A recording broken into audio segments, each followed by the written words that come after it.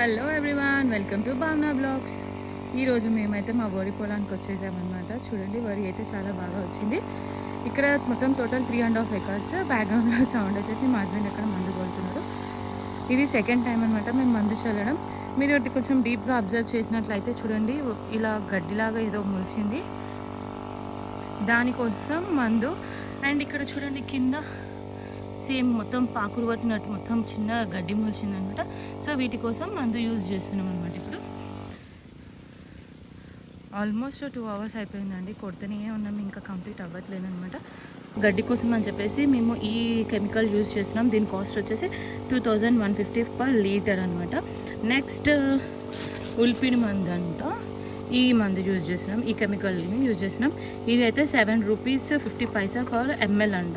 So దీని cost వచ్చేసి 7.60 7 rupees 60 paisa పడుతుంది ఒక mlకి.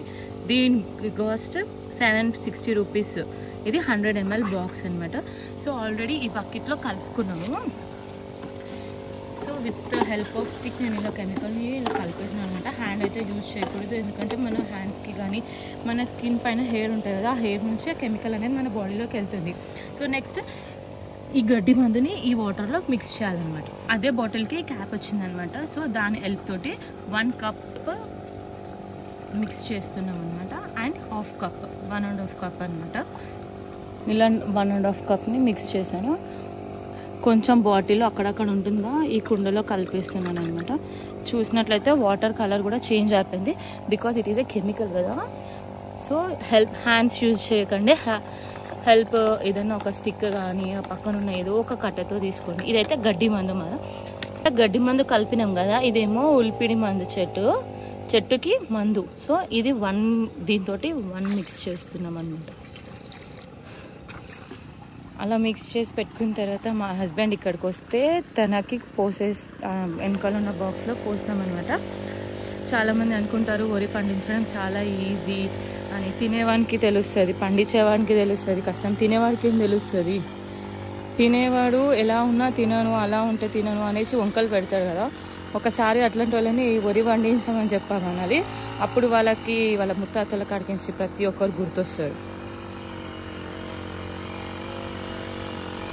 చాలా ఈజీ ప్రాసెస్ అని చాలామంది అనుకుంటారు, but it's not very easy. ఇక్కడ నుండి వాటర్ ఇలా నింపుకుంటున్నాను అనమాట బకెట్లో. నింపేసుకొని అక్కడికి వెళ్ళి కెమికల్ కలపడమే అనుకుంటాం, కానీ పని చేసే తెలుస్తుంది.